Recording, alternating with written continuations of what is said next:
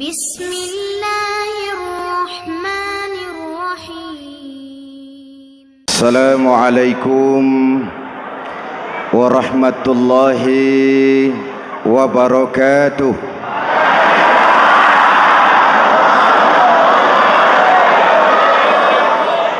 Alhamdulillahi rabbil alamin.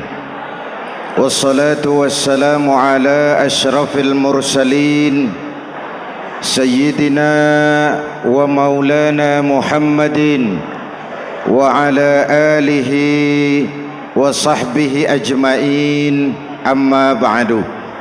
Para ulama yang saya muliakan, hadirin hadirat ma'asyiral muslimin yang saya cintai, banyak kita alami perubahan-perubahan yang terjadi, baik perubahan yang menyangkut sosial budaya, lebih-lebih yang menyangkut sosial politik. Yang tidak banyak mengalami perubahan adalah sosial ekonomi. Bahkan angka kemiskinan kita naik menjadi 3/5 dari total penduduk kita hidup di bawah garis kemiskinan, dan 20% diantaranya miskin mutlak. Perubahan-perubahan yang terjadi menyadarkan kita kepada kebenaran Al-Quran ketika Allah menyatakan wa tilkal ayyamu nudawiluha bainan nas. Hari itu kami putar di antara manusia. Ada saat datang, ada waktu pergi. Ada hari lahir, ada saat kembali. Ada waktu dilantik, ada saat menyerahkan jabatan. Hari kami putar di antara manusia dan hidup cuma sekadar menunggu giliran. Soalnya kemudian di tengah perubahan-perubahan yang terjadi begitu cepat, what must we do now?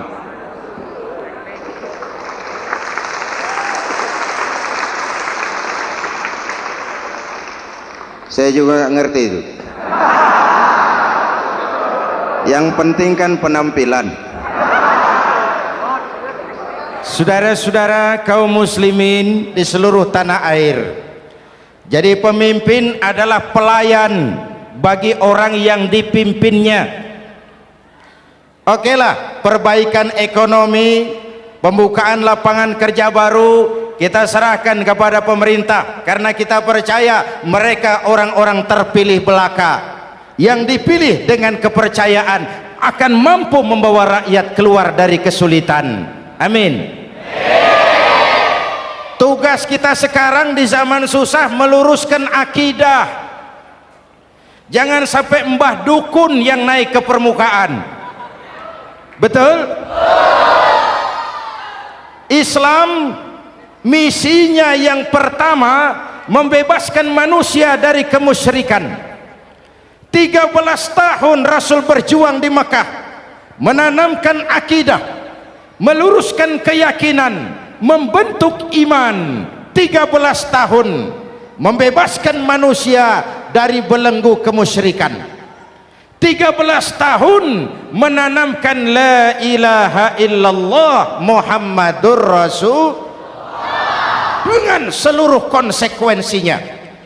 Kalau saya yakin tidak ada Tuhan selain Allah, saya tidak akan minta tolong kecuali hanya kepada Allah. Saya tidak akan pernah takut kecuali hanya kepada Allah. Saya tidak akan menggantungkan hidup kecuali hanya kepada Allah. Saya tidak akan minta rizki kecuali hanya kepada Allah. Saya tidak akan melarikan persoalan kecuali hanya kepada Allah. Kalau konsekuen dengan keyakinan ini, mbah dukun nggak dapat tempat.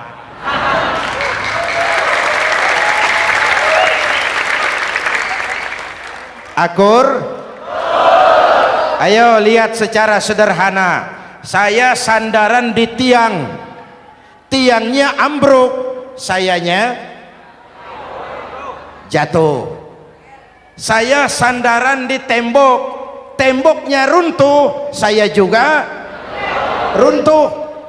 Saya sandaran kepada orang kaya, dia jatuh miskin, saya bangkrut. Saya sandaran kepada jenderal, dia pensiun, saya selesai.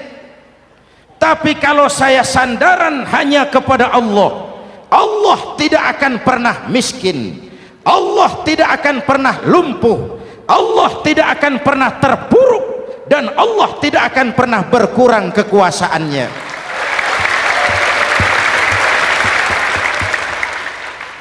Maka umat Islam, sesulit apapun zaman yang kita hadapi, Allah juga tempat kita bersandar. Jelas? Selama ini kita iman dalam ucapan, tapi sekuler dalam perbuatan. Di masjid ada Allah, di kantor Allah tidak ada, maka korupsi merajalela.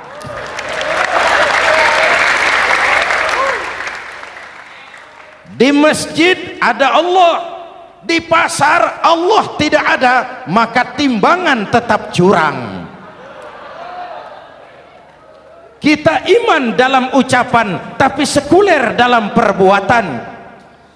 Oleh karena itu, sesulit apapun zaman yang kita hadapi, iman jugalah pegangan kita, Allah juga tempat kita bersandar. Boleh zaman berubah, akidah jangan sampai goyah. Karena iman kita hidup, untuk iman kita berjuang, dan dalam iman kita ingin kembali menghadap Allah Subhanahu.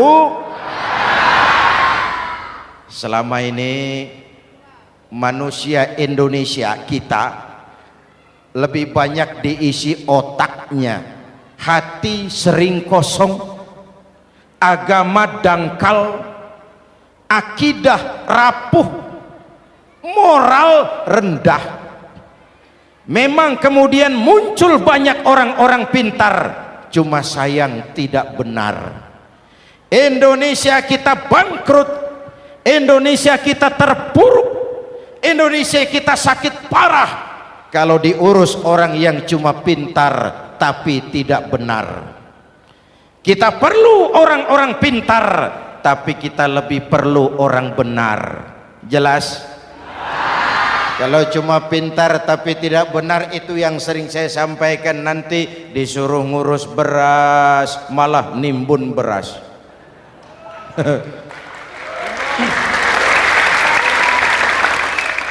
Disuruh ngurus laut malah jadi bajak laut. Disuruh ngurus hutan rame-rame jadi orang hutan. Jutaan hektar hutan Indonesia kita ini merupakan kekayaan sumber daya alam kita yang harus digunakan bagi sebesar-besar kemaslahatan rakyat. Yang disuruh ngurus hukum malah bikin hukum seperti pisau, tajam ke bawah, tumpul ke atas.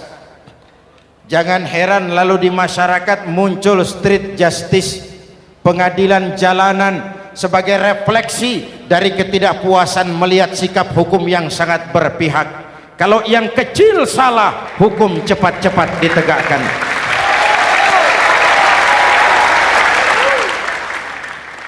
Lihat saja sekarang ini, kalau orang terkenal banyak uang punya masalah, antri yang bela. Betul? Tapi saudara lihat si Marsinah di Jawa Timur, si Sengkon dan Karta di Jawa Barat, si Udin Bernas wartawan Jogja terseok-seok mencari keadilan, sampai hari ini urusannya masih remeng-remeng. Kenapa bisa begitu? Jawabannya sederhana, tidak ada fulus.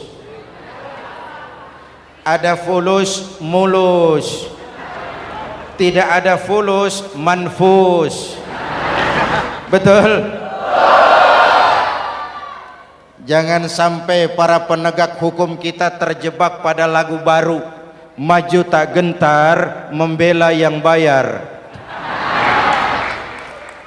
biar bertentangan dengan nurani, biar bertentangan dengan public opini, biar bertentangan dengan rasa keadilan. Siapa yang bayar itulah majikan, mau benar atau salah belain terus.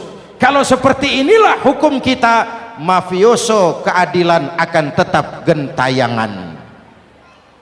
Hadirin yang saya hormati, 13 tahun beliau berjuang di Mekah, meluruskan keyakinan, memantapkan akidah, meneguhkan iman. Dari situ segalanya dimulai, dan ke situ segalanya akan menuju. Intan paling mahal, mutiara paling berharga, tidak lain adalah nilai-nilai keimanan. Kalau itu sudah tergadai, apalagi yang bisa kita banggakan dalam kehidupan ini? Kita merasa harta kita berharga, belum ada artinya ketimbang iman. Kedudukan kita punya nilai pun belum ada artinya ketimbang dengan nilai-nilai keimanan. Itu intan paling mahal, itu mutiara paling berharga. Harta baru ada manfaatnya kalau dilandasi dengan iman. Jabatan dan kedudukan baru terasa gunanya kalau dilandasi dengan keimanan. Kalau jabatan lepas dari iman, yang akan lahir Fir'aun baru. Jelas? Kalau harta terlepas dari iman, yang akan muncul adalah konglomerat korun.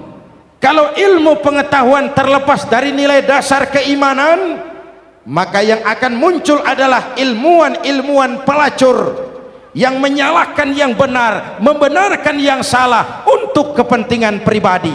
Dan kondisi seperti itu tidak akan membuat kita makin sehat. Oleh karena itu, pada kesempatan ini, pesan pertama saya, menghadapi zaman susah, tetap jaga akidah, tetap pelihara keyakinan. Kesulitan bukan untuk ditakuti, untuk diatasi. Hidup adalah kerja keras, bukan keajaiban. Perubahan tidak akan datang hanya dengan simsalabim abragadabra. Perubahan tidak akan muncul hanya dengan berandai-andai. Perubahan tidak akan turun dari langit seperti turunnya embun di waktu malam. Perubahan adalah kerja keras, sehingga Al-Quran membimbing kita, innallaha la yughayyiru ma biqaumin hatta yughayyiru ma bi anfusihim. Allah tidak akan mengubah keadaan suatu bangsa kalau mereka tidak mau mengubah apa yang ada di dalam diri mereka. Yang ada di dalam diri itu rule of thinking, state of mind, cara kita berpikir, cara kita memandang kehidupan, cara kita mengatasi persoalan. Hadirin yang saya hormati, inilah iman. Berangkat dari ini kita menyadari ini ujian buat kita rakyat. Dan kita rakyat Indonesia ini kalau sama susah sih sudah kenyang. Ya Pak? Ya Pak?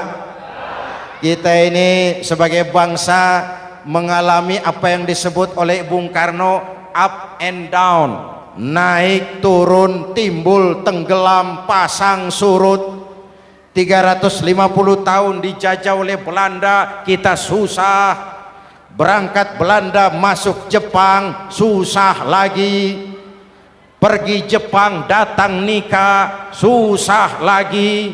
Lalu kita merdeka, dirongrong oleh berbagai pemberontakan, susah lagi. Makan bulgur, antri minyak. Lalu PKI berontak, susah lagi. Muncul orde baru, lama-lama susah lagi.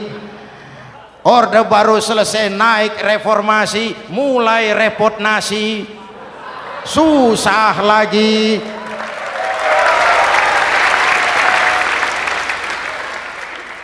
Kalau susah kita ini sudah akrab, sudah intim. Mestinya kalau sudah susah seperti itu, jangan salah sikap menyikapi kesusahan. Jangan sampai kita potong kompas, ambil jalan pintas, terjebak menghalalkan segala cara. Itu tidak akan menguntungkan, itu tidak akan menyelesaikan. Kalaupun selesai nampaknya penyelesaian sesaat, dan penyelesaian sesaat bukan penyelesaian yang sebenarnya. Karena itu tetaplah dalam koridor keimanan. Boleh zaman berubah, akidah jangan sampai goyah. Silahkan masa berganti, tapi keyakinan jangan mati. Sekali la ilaha illallah sampai tetes darah paling penghabisan, tetap la ilaha illallah. Sanggup? 3 orang. Sanggup? 21. Sanggup? Kalau sanggup kita harus konsekuen. Saudara-saudara di seluruh tanah air, misi yang kedua dari Islam setelah membebaskan manusia dari kemusyrikan, membebaskan manusia dari ras diskriminasi, mengikat manusia dengan tali akidah.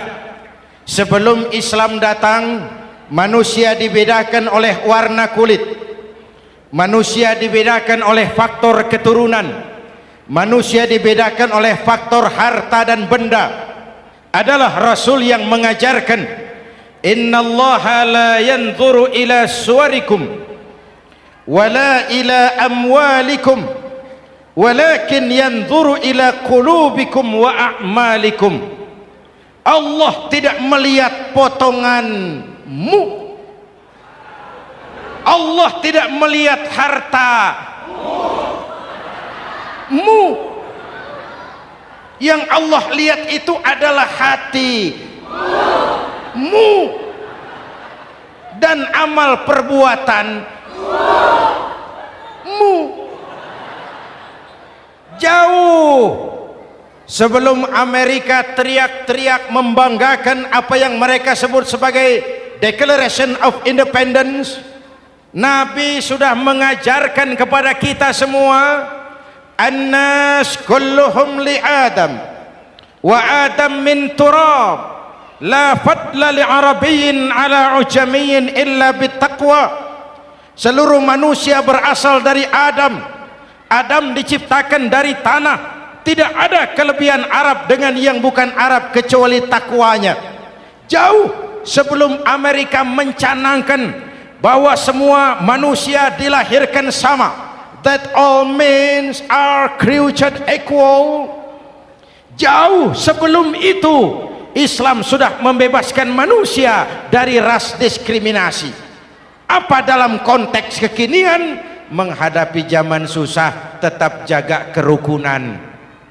Ya Pak, ya Bu, oi Bu, menghadapi zaman susah tetap jaga kerukunan, baik antar umat seagama, antar umat beragama, maupun antar umat beragama dengan pemerintah. Menjaga kerukunan, jangan saling sikat sikut di antara kita. Sebab kalau sudah rukun, saya ajak berhitung, 1 ditambah 1 sama dengan, itu matematika namanya, hasilnya pasti. Tapi angka sosial hasilnya aneh. Saya ubah jadi angka sosial. Ayo kita berhitung lagi. 1 orang takut ditambah 1 orang takut sama dengan 2 orang setengah berani. Kenapa setengah berani? Karena sudah berdua. Tadi kan takut sendiri. Kalau sama-sama takut berkumpul jadi setengah berani. Kalau ditambah 1 orang takut lagi, 1 orang takut ditambah 1 orang takut ditambah 1 orang takut sama dengan 3 orang berani. Kenapa jadi berani? Karena sudah bertiga. Kita yang lemah, kita yang marginal, kita yang dikucilkan, bahkan kita yang dilecehkan, kalau mau rukun kita akan kuat dan tidak bakal dipermainkan orang.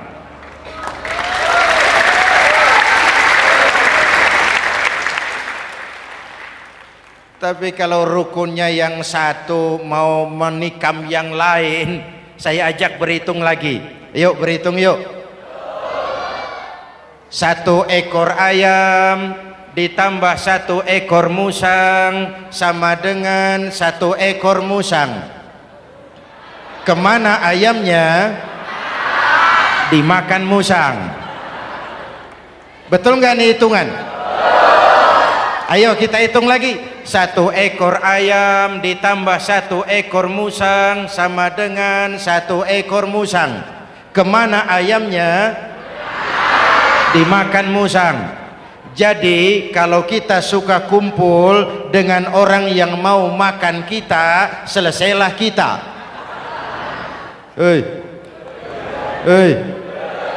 Maka kalau merasa kita ini ayam, yuk kumpul sama-sama ayam, pulang ke kandang ayam. Kalau ada ayam kumpul ke kandang musang, itu namanya ayam minum baygon. Jelas? Menjaga kerukunan. Pertama, antar umat seagama, sesama muslim harus saling menjaga, harus saling memelihara. Baik dia muslim yang jadi kapolri, baik dia muslim yang jadi kasat, baik dia muslim yang jadi pengusaha, baik dia muslim yang jadi petani, nelayan, guru, semua komit menjaga semangat kebersamaan, rukun antar umat seagama. Jelas? Jelas? Hadirin yang saya hormati, atas dasar itu saya ingatkan kembali, kita semua ingin persoalan terorisme dilepaskan kaitannya dari agama manapun. Tidak ada kaitannya terorisme dengan Islam, dengan Kristen, dengan Hindu, dengan Buddha. Tidak ada kaitannya terorisme dengan pondok pesantren.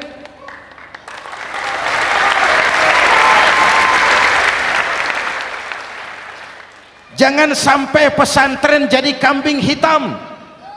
Karena sejak zaman penjajahan, pesantren sudah terbukti memberikan kontribusi bagi perjuangan memerdekakan rakyat Indonesia. Rukun antar umat seagama. Yang kedua, rukun antar umat beragama. Islam ini rahmatan lil, jangankan manusia walaupun berbeda agama, binatang saja dihormati. Ada hadis, fa iza zabahtum fa ahsinuz zibhata. Kalau kamu menyembelih hewan, sembelihlah dengan cara yang terbaik. Jangan menyembelih ayam dengan pisau tumpul. Itu namanya tidak berperi kebinatangan. Yang kecil lagi, saudara buka babul istinja, makruh buang air kecil di tanah yang berlubang. Sebab apa?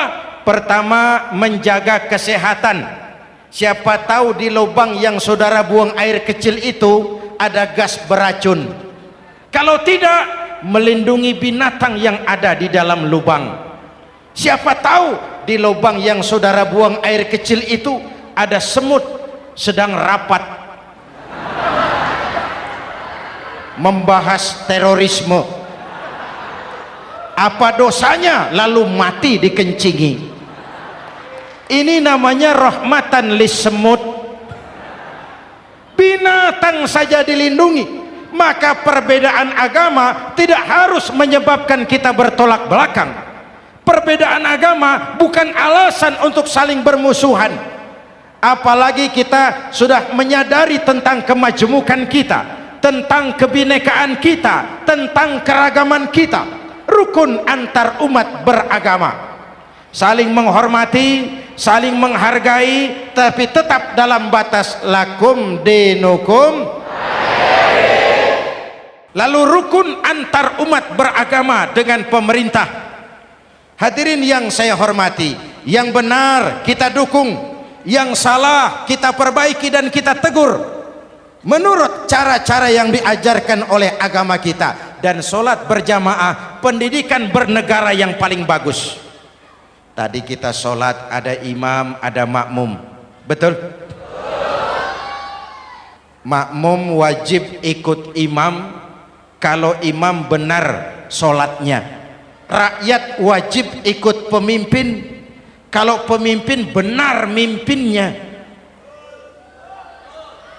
Masyarakat Islam ini loyal, masyarakat Islam ini bukan pemberontak, masyarakat Islam ini taat dan setia. Kapan? Kalau imamnya benar. Imam takbir, makmum, imam ruku, makmum, imam i'tidal, makmum i'tidal, imam sujud, makmum. Tapi kalau imam keliru, mestinya imam ruku malah sujud, salah imam ini. Tegur. Siapa yang wajib negur? Makmum yang saf terdepan. Anggota DPR.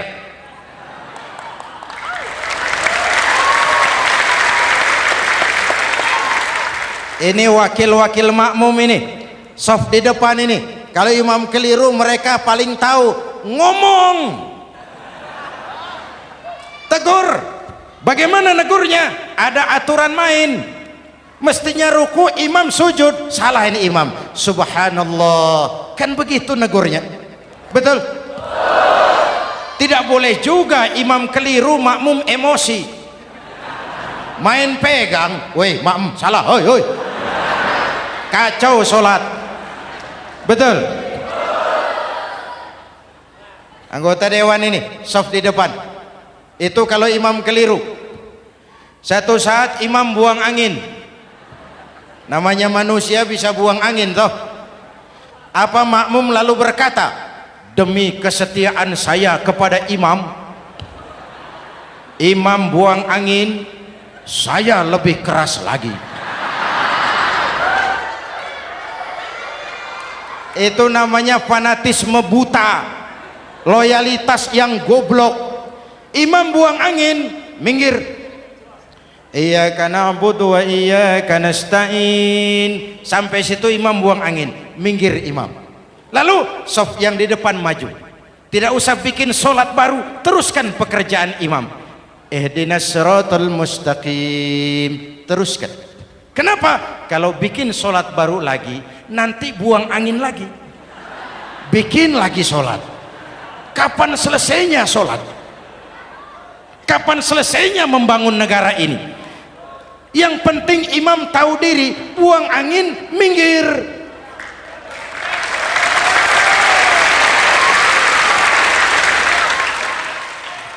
Ini kacaunya sholat berjamaah kita sekarang, kacaunya negeri kita sekarang. Banyak imam sudah buang angin, gengsi, diam aja merasa nggak punya salah.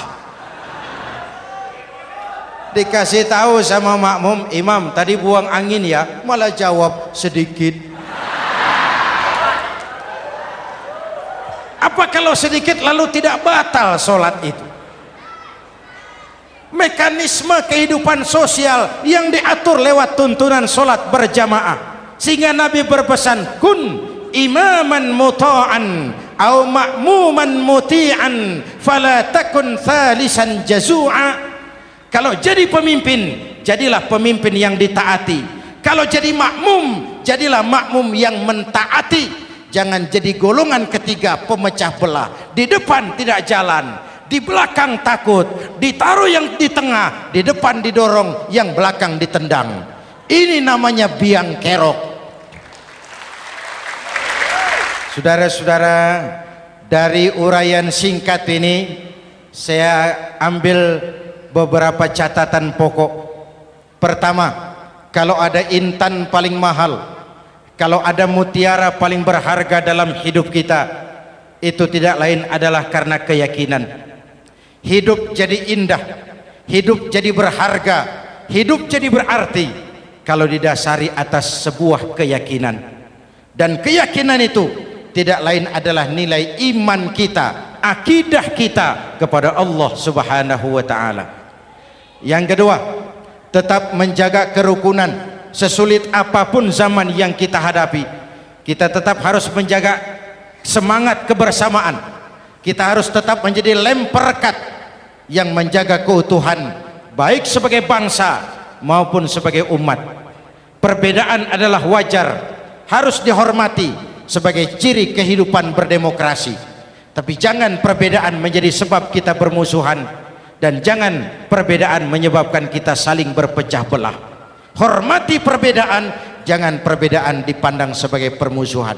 Dengan akidah yang kuat dan kebersamaan yang kokoh, ayo kita hadapi kesulitan, kita atasi kesulitan, dan dengan kerja keras untuk menyongsong hari esok yang lebih pasti. Mari kita Fatihah, semoga Allah memelihara kita bangsa Indonesia. Ala hadhihi niyyah wa ila hadratin Nabi. Al-Fatihah.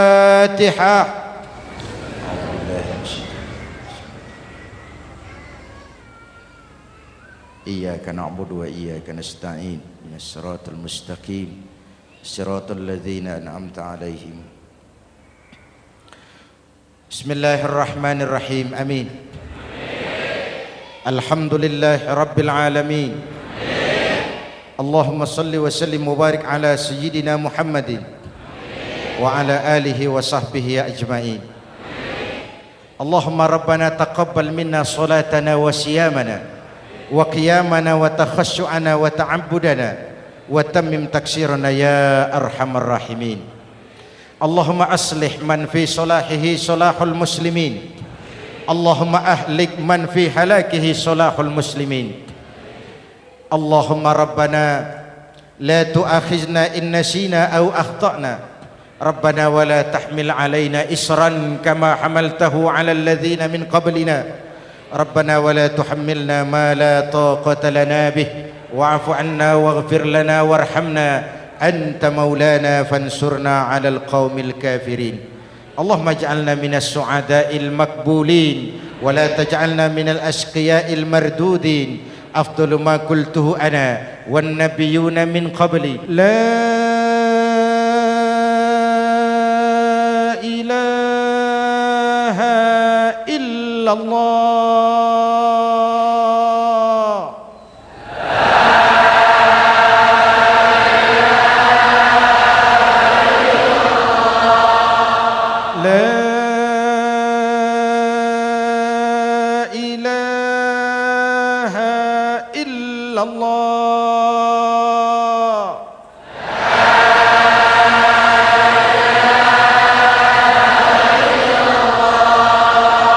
Muhammadur Rasulullah.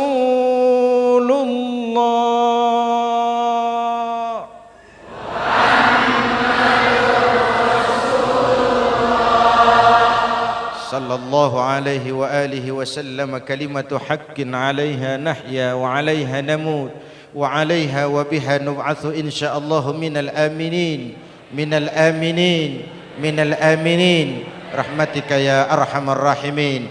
Sallallahu ala sayyidina Muhammad wa ala alihi wa sahbihi ajma'in. Ana rabbika rabbil izzati amma yasifun. Salamun alal mursalin walhamdulillahi rabbil alamin. Jumpa lagi di lain kesempatan insyaallah. Wassalamualaikum warahmatullahi wabarakatuh.